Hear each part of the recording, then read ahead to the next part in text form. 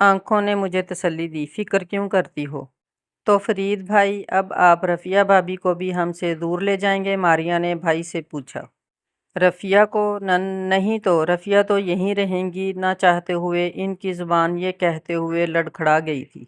मैंने एक नज़र उठाकर देखा, फरीदुद्दीन मुमानी जान की तरफ देख रहे थे और मुमानी जान की आंखों में एक हतमी से फैसले की वाज़ह झलक नज़र आ रही थी। फरीदुद्दीन की ज़ुबान की लड़खड़ाहट मुझे समझ आ गई कि मैं फरीदुद्दीन के साथ क्यों न जाऊंगी। मैंने देखा फरीद की आंखें मेरे सामने मलतजी थीं, मगर मेरा दिल एक कश्मकश में डोल रहा था।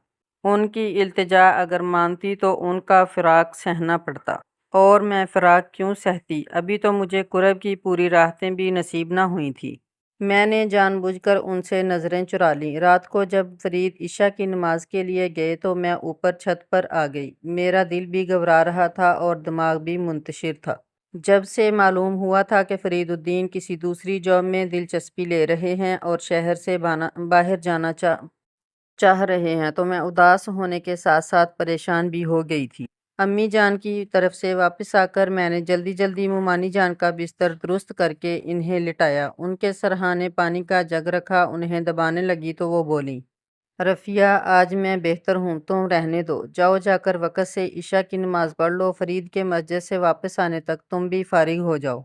वो मुझे प्यार से देखती हुई बोली। मुझे उनकी आंखों का पैगाम मिल गया था। वो चाहती थी कि अब मैं और फरीदुद्दीन ज़्यादा वक़्त साथ गुजारें। मगर ये कैसी मोहब्बत है? मुझे फरीदुद्दीन से जुदाई में भी डाल रही है और करीब रहने को भी उकसाती है। मुझे मुमानी जान की शख्सियत में उलझाव लगने लगा। मैं वज़ू करके जाए-नमाज़ लिए छत पर आ गई। आज बहुत सुहानी हवा चल रही थी। मैं यूं ही चहलकदमी करने लगी। मैं अपनी इस कैफियत से खुद भी घबरा रही थी। अब अक्सर मेरे दिलो दिमाग उलझने लगते थे।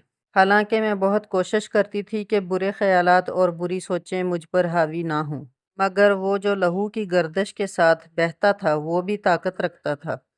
अपने नफ्स का तज़किया अगरचा मैं करती रहती थी, मगर मैं भी थी तो इस दुनिया का हिस्सा ही, और दुनिया तो खुद एक फ़रेब है, ख्वाहिशात का घर है, हवस का गढ़ है। एक तमन्ना पूरी होती है तो दूसरी तमन्ना फ़ौरन ही मचलने लगती है।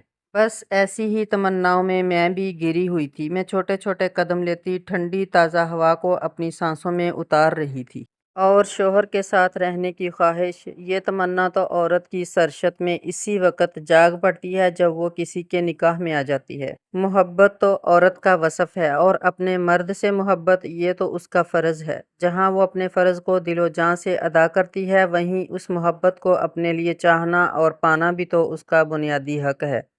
मेरी सोचें मेरे दिल की ज़ुबान पर थीं। फरीदुद्दीन के साथ रहना, उसके पास रहना मेरा हक है, बुनियादी हक। मेरे कदमों के साथ साथ मेरा दिल भी ज़रा देर को जैसे ठहर गया। और फिर मेरी शादी को अभी दिन ही कितने हुए हैं, और इन दिनों में से कितने ही दिन हैं जो मुझे फरीदुद्दीन की माइयत में नसीब हुए हैं। मैं छत पर बिछी चारपाई पर बैठ गई। मैं फरीदुद्दीन को दूसरे शहर नहीं जाने दूंगी, मेरे अंदर की रफ़िया हतमी अंदाज में बोली। आज मैं फरीद से कह दूंगी कि मैं उनके बगैर नहीं रह सकती, और ये कि हमें अच्छी नौकरी नहीं चाहिए। मुझे ज़्यादा रुपयों की ज़रूरत नहीं, मुझे तो इनकी ज़रूरत है। बस मैं फरीदुद्दीन को रोक लूँगी। मेरे दिल का हाल जानकर मुझे मायूस नहीं करेंगे। वो रफ़िया बहुत पुरएतमाद थी। उसने मुझे थपकी दी। मोहब्बत दामनगीर हो जाए तो उठते कदमों को भी जंजीर कर लेती है। तुम फिक्र न करो, तुम्हारी मोहब्बत फरीदुद्दीन को रोक लेगी। मेरा दिल भी मुस्कुराने लगा। नीचे से फरीदुद्दीन के गेट खोलने की आवाज़ आई तो मैं भी मुतमईन होकर जायनमाज़ पर खड़ी हो गई। मेरा दिल कह रहा था वो लौट आए, अब नहीं जाएंगे। रफ़िया, मैं दुआ मांगकर फ़ारिग हुई तो वो मेरे पास ही थे। मुझे इल्म ही ना हो सका था कि वो कब ऊपर आकर लेट गए थे। जी, मैं जायनमाज़ लपेट कर वहीं आ गई। आज बहुत अच्छी हवा चल रही है, क्या ख्याल है छत पर न लेटें? वो उठकर बैठते हुए बोले, जी अच्छा है, मैं बिस्तर बिछा दूं? मैंने इन्हें खरी चारपाई पर लेटा देखकर कहा। सईदन बुआ बिस्तर ला रही हैं, मैंने इन्हें कह दिया था। वो बोले। साथ ही सईदन बुआ आ गईं। उन्होंने सफ़ेद चांदनियाँ बिछाकर इन पर खेस रखे और छोटी तपाई दरमियान में रखकर पर पानी का जग क्रोशिया की जाली से ढक दिया। ये जग और ग्लास कवर मुमानी जान ने अपने हाथों से बनाए थे। वो बहुत अच्छा क्रोशिया करती थी। میں اس جگ کور کو اٹھا کر دیکھنے لگی۔ بلا شبہ مومانی جان کے ہاتھ میں بے حد نفاست تھی۔ کیا دیکھ رہے ہو؟ فرید الدین پوچھنے لگے۔ میں دیکھ رہی ہوں کہ مومانی جان کتنا نفیس کروشیا بناتی ہیں۔ اس کور کے پھول اور جالیاں دیکھ کر ان پر مشینی ہونے کا گمان ہوتا ہے۔ میں نے وہ کور فرید الدین کے سامنے کرتے ہوئے کہا۔ ہاتھوں سے بنائی گئی چیزیں نہ صرف زیادہ خوبصورت اور نفیس ہوتی ہیں بلکہ مضبوط اور پائیدار بھی ہوتی ہیں۔ انہوں نے وہ کور میرے ہاتھ سے لے لیا اور غور سے اسے دیکھنے لگے۔ رفیہ، اس کے ایک ایک دھاگے اور ایک ایک بل میں میری ماں کی آنکھیں لگی ہیں، اور پتہ ہے ان آنکھوں میں اس وقت کتنی لگن اور محبت ہوتی ہوگی اسے خوبصورت بنانے کے لیے۔ وہ مجھے بڑی گہری نظروں سے دیکھتے کہہ رہے تھے۔ اس وقت ان کی آنکھوں میں میرے لیے بے حد لگن اور محبت تھی۔ میں ان کی طرف یوں متوجہ ہوگی جیسے میری آنکھیں اور میری سماعتیں دونوں ان سے بندھ گئی ہوں۔ عورت کو اللہ تعالیٰ نے ایک بڑا وصف یہ بھی دیا ہے کہ وہ تخلیق کے ہنر سے قدرتی طور پر بھرپور ہوتی ہے، اور اپنی اس صلاحیت سے آگہی پاتے ہی وہ جو بھی تخلیق کرتی ہے وہ ایک شاہکار ہی ہوتا ہے، بشرطیہ کہ اس میں عورت کی ازلی محبت شامل ہو۔ اب انہوں نے مجھے معنی خیز نظروں سے دیکھا۔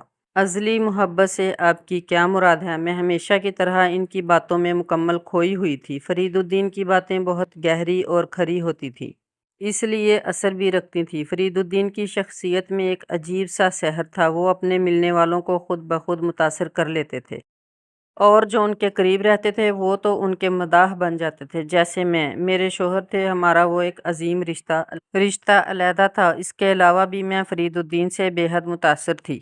ازلی یعنی وہ محبت جو اسے خدا نے تحفہ کی ہے۔ عورت جس مٹی سے گھندی ہے اس میں اللہ پاک کی اپنی محبت بھی شامل ہے۔ اسی لیے عورت دنیا کی سب سے پرکشش مخلوق ہے۔ انہوں نے میرے دونوں ہاتھ تھام لیے جیسے تم میرے لیے۔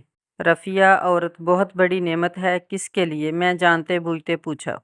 ماں ہو تو اپنے بچوں کے لیے، تبھی تو اللہ نے جنت بھی اس کے قدموں تلے رکھ دی ہے۔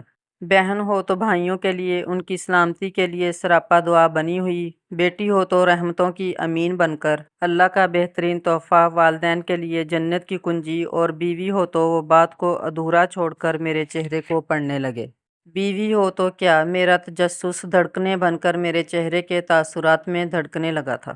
بیوی ہو تو نہ صرف شوہر کے لیے بلکہ پورے گھر کے لیے، بلکہ میں تو کہوں گا پورے معاشرے کے لیے ایک نعمت ہے، بشرطیہ کہ وہ بیوی ہونے کے عظیم منصب کو پہچانتی ہو۔ وہ میرے چہرے کو میرا دل بنا دیکھ کر اسے شاید پڑھ رہے تھے، اور میرے جذبات و کیفیات سے لطف اندوز بھی ہو رہے تھے۔ اسی لیے تو بیوی اور شوہر کے رشتے کی تعریف کرنے کی بجائے اس کی عالمگیریت پر جا پہنچے تھے، اور میں بحیثیت بیوی بے تاب تھی کہ وہ مجھے بتائیں عورت بیوی ہو تو شوہر کے لیے کیا ہوتی ہے۔ ایک بیوی اپنے شوہر کے لیے دنیا و آخرت کا بہترین اور انمول تحفہ ہے، بلکہ اللہ تعالیٰ کا عطا کردہ توشہ ہے۔ اس کی آنکھوں کی ٹھنڈک، اس کے دل کا قرار، میں خود پر نازاں ہونے لگی، بشرطیہ کہ نیک اور مطہر ہو۔ ان کی تعریف کے ساتھ پھر شرط لگی تھی۔ فرید، آپ عورت کی تعریف کو شرطیں لگا لگا کر مشکوک اور مشروط کیوں کر رہے ہیں؟ اور یہ کیا ضروری ہے کہ عورت کو اپنے وجود کی شناخت، اپنی تعریف اور اچھا بننے کے لیے ایک ایک شرط پوری کرنی پڑے؟ کیا اس کے بھی کچھ پیدائشی اور ازلی حقوق نہیں؟ میں ان کی شرطوں کی وضاحت چاہتی تھی۔ اس کے ازلی اور پیدائشی حقوق سے کس کو انکار ہے، جو اللہ تعالیٰ نے حکم کر دیے ہیں، اور جو ہمارے محمد صلی اللہ علیہ وآلہ وسلم نے خود نافذ کر کے دکھا بھی دیے۔ دیکھو نا، جو پیدا ہوتی ہے وہ بیٹی ہوتی ہے، یعنی رحمت، پھر وہ بہن بنتی ہے تو دعا اور محبت بن جاتی ہے۔ عورت تو وہ صحیح معنوں میں بیوی کے روپ میں ہی ہوتی ہے، وہیں سے وہ ماں کے رتبے پر آتی ہے۔ انہوں نے میرا ہاتھ تھاما اور چھت پر چہل قدمی کرنے لگے۔ فرید، آپ بیٹی، بہن، بیوی اور ماں کے فرائض اور ان پر لگی شرطوں کا ذکر ہی کیے جا رہے ہیں، اور باپ، بھائی اور شوہر یا بیٹے کے فرائض، ان کی شرطیں وہ کیا ہیں؟ فرید، آج آپ بھی عام مردوں کی طرح عورت کو ایک نظر سے کیوں دیکھ رہے ہیں؟ میں فرید الدین کے ساتھ بحث کرتی تو پورے اعتماد سے کیا کرتی تھی، پھر میں صرف ان کے موقف سے مطمئن یا متاثر نہیں ہوتی تھی جب تک اپنے خدشات اور تحفظات کو دور نہ کر لیتی۔ اچھی بات ہے، مجھے تمہاری یہ خود اعتمادی بے حد پسند ہے کہ تم ایک عام عورت نہیں ہو۔ اور پگلی، میں نے جو عورت کے ہر روپ کے ساتھ شرط لگا کر سوالیہ نشان چھوڑا ہے، اس کا جواب ہر روپ میں ایک ہی ہے۔ اور عورت کے اچھا ہونے کے لیے شرط بھی ایک ہی ہے کہ وہ عام نہ ہو بلکہ بے حد خاص ہو۔ عورت کو خاص بنانے والی چیز محبت اور اثار کے سوا کچھ نہیں۔ انہوں نے اپنی بات کی وضاحت کرتے ہوئے کہا، اچھا یہ لو۔ انہوں نے چھت کی چاردیواری سے لپٹی ہوئی بیلوں سے کچھ پھول توڑ کر میرے ہاتھوں پر رکھ دیے۔ یہ چنبیلی اور بوگن ویلیا کے پھول تھے۔ تمہیں ان میں سے کون سے پھول زیادہ پسند ہیں؟ وہ میری ہتھیلیوں میں رکھے پھولوں کو دیکھتے ہوئے پوچھ رہے تھے۔ میں نے چنبیلی کے پھول بوگن ویلیا سے علیحدہ کر کے کہا، یہ انہوں نے وہ میری پھول کی ہتھیلی سے چن لیے۔ اور یہ کیوں پسند نہیں؟ اب انہوں نے بوگن ویلیا کے گلابی پھول اٹھا کر مجھ سے پوچھا، یہ بھی اچھے ہیں؟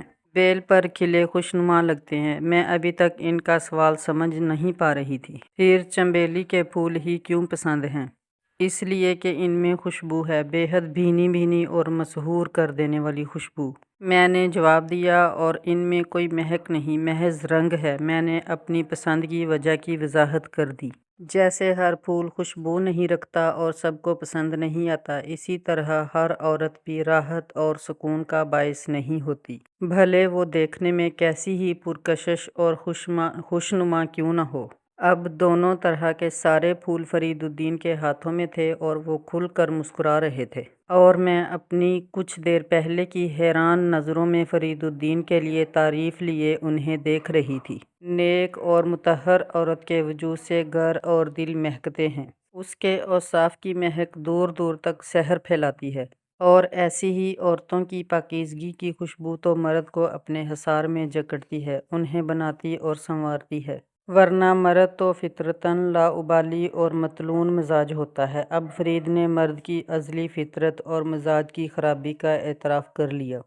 کیا آپ بھی ایسے ہی ہیں؟ میں نے دلچسپی سے پوچھا۔ ہاں بالکل، فطرتاً تو ایسا ہی تھا، اور شاید رہوں گا بھی۔ انہوں نے وہ سارے پھول دوبارہ میرے دامن میں ڈال کر شرارت سے مجھے دیکھا۔ اور جو میں آپ کو سمجھ رہی ہوں، مطلب وہ فریب ہے۔ میں بھی انہیں جیسے موڈ میں آ گئی۔ جو آپ سمجھ رہی ہیں وہ فریب تو نہیں، البتہ میری خوش بختی ہو سکتی ہے۔ وہ دوہرا تکیہ اپنے سر کے نیچے رکھ کر نیم دراز ہو گئے، اور چنبیلی کے پھول اپنے چہرے پر رکھ کر لمبی سی سانس بھرتے ہوئے بولے، ایک خوشبو اب میں جس کے حصار میں ہوں، جس کا سحر میرے دل و جان پر طاری ہے، جو مجھے بدل رہی ہے اندر سے باہر تک۔ وہ ذو معنی تھے، اور میں سمجھ رہی تھی پاکیزہ اور مقدس خوشبو۔ میری آنکھوں کی ٹھنڈک، میرے دل کا سکون، میں ان کی آنکھوں سے پھوٹنے والی محبت کی شعاعوں کے عکس میں خود کو بے حد روشن، بے حد نکھرا ہوا محسوس کر رہی تھی۔ میرے اندر کے سارے سوال، سارے خدشے، سارے گلے میری سانسوں میں اترنے والی معطر ہوا نے اپنے حصار میں لے لیے تھے۔ رفیہ، رفیہ، مومانی جان مجھے آوازیں دیتی ہوئی آ رہی تھیں، اور میں جلدی سے اٹھی کہ انہیں پوچھوں کیا کام ہے، مگر ایک لمحے کو میں چکرا گئی۔ آنکھوں کے سامنے اندھیرا سا آ گیا۔ ایسا پچھلے 3-4 دنوں سے ہو رہا تھا۔ رفیہ، مومانی جان میرے کمرے میں آ چکی تھیں۔ جی، میں سر کو پکڑے ہوئے اٹھ بیٹھی۔ خیریت ہے؟ وہ اپنا کام بھول کر مجھے پوچھنے لگیں۔ تمہاری طبیعت آج کل ٹھیک نہیں لگتی، رنگ بھی زرد ہو رہا ہے، جا کر ڈاکٹر کو دکھا آؤ۔ انہیں میری فکر ہونے لگی۔ نہیں مومانی جان، میں تو بالکل ٹھیک ہوں۔ میں اٹھ کر ان کے قریب آ گئی۔ اب واقعی میں بہتر محسوس کر رہی تھی۔ اچھا تو پھر آؤ ذرا میرے ساتھ۔ وہ مجھے بلا رہی تھیں۔ جی چلیے، میں یہ پوچھے بغیر کہ کہاں ان کے ہمراہ ہو گئی۔ ہم دونوں گھر کے اسٹور روم میں آ گئیں۔ سعیدن بوآں وہاں پہلے سے موجود تھیں۔ میں چاہتی ہوں تم ذرا خود دیکھ بھال کر بستر وغیرہ نکلوا لو۔ مومانی جان کرسی پر بیٹھ گئیں۔ ہمارا اسٹور روم خاصا بڑا تھا اور بے حد صاف ستھرا بھی، بلکہ دیکھنے والوں کو وہ ایک کمرہ ہی دکھائی دیتا تھا۔ جی، بستر کس لیے؟ مجھے سمجھ نہ آئی، کیونکہ موسم تو ابھی نہیں بدلا تھا کہ بستر بدلے جاتے، ورنہ گرمی اور سردی کے بستر ہی ذرا وقت سے پہلے دھلوائے اور تیار کیے جاتے ہیں۔ تم کیسی بیوی ہو؟ مومانی جان نے ذرا طنز سا کیا، جس میں میں گھبرا گئی کہ میں نے آخر کیا غلطی کر ڈالی ہے۔ تمہیں تو اپنے شوہر کی ذرا فکر ہے نہ پرواہ۔ وہ غصہ نکالنے لگیں۔ مومانی جان، میں واقعہ سمجھی نہیں، مجھے اپنی تذلیل کا احساس ہو رہا تھا۔ معلوم نہیں، یا جانتی بوجھتی انجان بن رہی ہو۔ ان کا لہجہ ویسا ہی رہا اور میرا دل دکھ گیا۔ فرید الدین کے جانے میں صرف 2 روز رہ گئے ہیں اور تم نے ابھی تک اس کی کوئی تیاری شروع نہیں کی۔ وہ اب وہاں سیر کرنے نہیں جا رہا کہ 2 روز میں لوٹ آئے گا، اب اس نے وہیں رہنا ہے۔ اور پردیس میں رہنے کے لیے گھر کی ہر چیز کی ضرورت ہوتی ہے۔ یہاں گھر والی کو کچھ خبر ہی نہیں، وہ مجھ پر الزام بھی در رہی تھیں۔ ممانی جان، مجھے واقع خبر نہیں کہ فرید الدین 2 دن بعد جا رہے ہیں۔ میں نے اپنے حلق کی کڑواہٹ کو گھونٹ بھر کے دل پر اتارا۔ اچھا، انہوں نے سر سے پاؤں تک مجھے دیکھا۔ فرید نے مجھے تو نہیں بتایا۔ میں نے بالکل سچ کہا۔ فرید نے تمہیں کیا علیحدہ سے بتانا تھا؟ اس روز تمہارے گھر ذکر ہوا تو تھا، ممانی جان نے مجھے یاد کروایا۔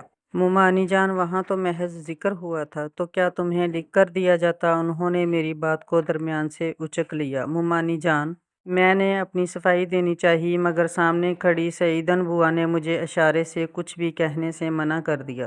میں نے ہی فرید الدین کو منع کیا تھا کہ تمہیں تفصیل نہ بتانے بیٹھ جائے۔ میں جانتی تھی تم اسے روکنے لگو گی اور اس کے قدم ڈگمگانے لگیں گے۔ یہ آج کل کے نئے شادی شدہ جوڑے بھی بس ایک دوسرے کے ساتھ ہر وقت جڑے رہتے ہیں، مگر ایک دوسرے کو جانتے پھر بھی نہیں۔ وہ بول رہی تھی، اور جو زبان وہ آج استعمال کر رہی تھیں اس سے قبل انہوں نے استعمال نہ کی تھی۔ میں مارے دکھ اور حیرت کے گنگ ہو کر رہ گئی اور وہ بولے گئیں، جانے کیا کیا، وہ ساری باتیں جو درست نہ تھیں، ان کے وہ اندازے جو میرے بارے میں تھے مگر سراسر غلط تھے، میری شخصیت کا وہ تجزیہ جو حقیقت پر مبنی نہ تھا، وہ ممانی جان سے روایتی ساس بنی ہوئی تھی، اور میں ان کے اس رویے سے خوفزدہ اور پریشان کہ کیا کروں۔ جاؤ تم، میں ہی کر دوں گی اس کی تیاری۔ انہوں نے حتمی انداز میں مجھے وہاں سے جانے کو کہا، اور اس وقت وہ جس غصے میں تھیں اس کے پیش نظر میں نے بھی وہاں سے جانا ہی بہتر سمجھا۔ مگر میرا دل بھی غم سے بھرا ہوا تھا، اس غم میں کچھ غصہ بھی شامل تھا۔ ممانی جان بہت زیادتی کرتی تھیں۔ یہ کوئی بات ہے بھلا؟ ذرا سی بات پر مجھے بنا کسی قصور کے اتنا میں آگے سوچ بھی نہ سکی اور میرا صبر آنکھوں سے بہنے لگا۔ آج میں نے اس نمکین پانی کو حلق سے دل پر اتارنے کی کوئی کوشش نہ کی تھی، بلکہ میرے اندر رکا ہوا سارا صبر پانی ہو گیا۔ میں نے اپنے کمرے میں آ کر اس کا دروازہ بند کر لیا اور خود کو آنسوؤں کے سپرد کر دیا۔ تم کیوں رو رو کر اپنا جی ہلکان کرتی ہو؟ کسی نے بہت نرمی سے مجھے پچکارا، جیسے کوئی ماں اپنے روتے ہوئے بچے کو پیار سے پچکارتی ہے۔ روؤں نہ تو اور کیا کروں؟ اتنی بے عزتی، ایسی بے وجہ پھٹکار! میں نے یہ دھیان دیے بغیر کہ کون ہے روتے ہوئے کہا۔ میں تو خود کب سے حیران ہوں، اتنی اچھی، اتنی محبت کرنے والی بہو بھلا ملے گی کسی کو جیسی اس تمہاری ساس کو ملی؟ بے قدری ہے۔ کوئی ہولے ہولے میرا دل، دکھا ہوا دل سہلانے لگا، اور میں ذرا سی اس ملنے والی ہمدردی سے اور بھی کمزور ہو گئی۔ آنسوؤں کے ساتھ ساتھ میری عقل بھی ہوش میں بہنے لگی۔ ساس کبھی ماں نہیں بن سکتی۔ تمہاری اپنی ماں ہوتی تو کیا تمہاری اتنی بے عزتی کرتی، وہ بھی کسی قصور کے بغیر؟ میرے کان میں اس آواز کو اپنا غمگسار سمجھ کر اسی پر لگ گئے اور دل و دماغ کے سارے در بند ہوتے چلے گئے۔ آج فرید الدین کو ضرور بتانا کہ اس کی ماں تمہارے ساتھ کیسا برا سلوک کرتی ہے۔ کوئی مجھے اکسا رہا تھا۔ فرید الدین کو؟ نہیں نہیں، وہ پریشان ہوں گے۔ مجھے فرید الدین کی پریشانی ہرگز مطلوب نہ تھی۔ تو پھر سوچ لو، اگر تم اسے حقیقت نہیں بتاؤ گی تو تمہاری یہ ساس تو اسے یک طرفہ ہی تمہارے خلاف بھرتی رہے گی، اور پھر وہ تمہارا شوہر ہے، تمہارا حق اس پر سب سے زیادہ ہے۔ وہ ہلکی ہلکی سرگوشیاں جو مجھے سکھا رہی تھیں، اس لمحے مجھے بڑی میٹھی لوریاں لگیں۔ میرے غم اور غصے کو جیسے قرار آنے لگا، اور میں سوچنے لگی کہ ہاں، درست تو ہے، میں کیوں سہوں اتنی زیادتی؟ میں نے تو اچھا بننے کی پوری کوشش کی اور کتنا ٹوٹ کر انہیں پیار بھی کیا، مگر جب وہ خود ہی ساس بننے کے چکر میں ہیں تو پھر میں تو بہو ہی ہوں۔ میں نے کچھ ہی دیر میں فیصلہ کر لیا تھا کہ آج میں فرید الدین سے لازمی ساری حقیقت کہوں گی۔ اس فیصلے کے بعد میں نے اس پر رات تک نظر ثانی بھی نہ کی۔ جب بھی خیال آتا کہ یہ مناسب بات نہیں کہ میں ممانی جان کی شکایت فرید سے کروں، تو میں اس خیال کو جھٹک دیتی، یہ شکایت نہیں، سچ ہے، سچ تو بتانا ہی پڑے گا۔ آخر میرے بھی حقوق ہیں، وہ اگر فرید الدین کی ماں ہیں تو میں ان کی بیوی ہوں۔ بیوی کے بھی حقوق ہوتے ہیں۔ میں نے دلیل سے خود کو تسلی دی کہ میں کچھ غلط نہیں کر رہی۔ میں نے اس روز دوپہر کا کھانا بھی نہ کھایا، حالانکہ سعیدن بوا مجھے سمجھاتی رہیں، میری منتیں کرتی رہیں۔ میں نے تو ان سے یہ بھی نہ پوچھا کہ ممانی جان نے کھانا کھایا یا نہیں، بلکہ میں تو شام تک کمرے سے ہی نہ نکلی۔ میرا تو دماغ بار بار سلگ اٹھتا تھا یہ سوچ کر کہ ممانی جان نے مجھے کیا کیا کہا، کیسی بے نقط سنائی۔ میں دوبارہ وہیں بیٹھ جاتی۔ مجھے فرید الدین کا انتظار تھا۔ آج مجھے ان پر بھی غصہ تھا جنہوں نے مجھے بتایا ہی نہیں تھا کہ دوسرے شہر جانے کا اٹل فیصلہ کر چکے ہیں۔ انہوں نے اس معاملے میں مجھے کیسا نظر انداز کیا تھا، جبکہ وہ تو چھوٹے چھوٹے معاملات پر مجھ سے مشورہ لیتے اور میری رائے کو مقدم جانتے تھے، اور اس قدر سنجیدہ مسئلے پر انہوں نے مجھ سے بات تک کرنی مناسب نہ جانی۔ مگر کیوں؟ میں بے بسی سے پھر رو پڑی۔ رات کو کیسی عورت کی تعریفیں کر رہے تھے، مجھے اپنے دل کا سکون اور قرار کہہ رہے تھے، اور عملاً مجھے خود پر قابو پانا مشکل تھا۔ اور جب معلوم ہوا کہ فرید الدین واپس آ کر سیدھے ممانی جان کے کمرے میں چلے گئے ہیں اور وہیں بیٹھے ہیں کافی دیر سے، تو مجھ سے یہ برداشت کرنا بھی مشکل ہو رہا تھا۔ رفیہ، رفیہ! کوئی 1 گھنٹے کے بعد وہ مجھے آوازیں دیتے ہوئے آ گئے۔ ان کے لہجے میں وہی نرمی اور تر و تازگی تھی جو ہر روز کے معمول میں ہوا کرتی تھی، مگر میرے قدموں کو جیسے کسی نے سختی سے جکڑا ہوا تھا۔ میں اٹھ نہ سکی۔ اپنی عزت اور قدر کرانا سیکھو رفیہ، یہ ہر وقت خود کو خدمتگار بنا کر اپنی ذات کو مٹی مت کرو۔ کسی نرم سرگوشی نے پھر مجھے سمجھایا، یہ کون ہے؟ میں نے اپنے ارد گرد دیکھا۔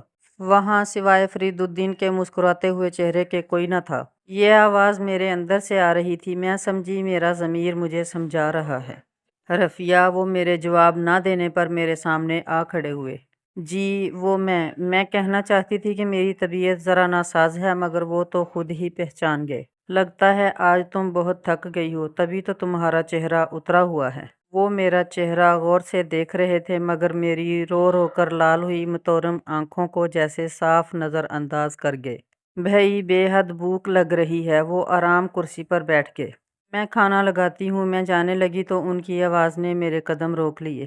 کھانا مت لگاؤ، امی جان تو کھا چکی ہیں اور ہم آج باہر چلتے ہیں۔ وہ بے حد خوشگوار موڈ میں تھے۔ باہر کہاں؟ میں حیران تھی۔ جہاں تم کہو۔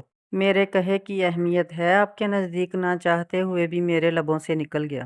تمہاری اہمیت میرے نزدیک کیا ہے، کیا تم نہیں جانتی؟ میرا عکس ان کی آنکھوں میں صاف نظر آ رہا تھا۔ میں کچھ کہہ نہ سکی، حالانکہ بات تو میں نے شروع کر دی تھی اور یہیں سے آگے بھی بڑھ سکتی تھی۔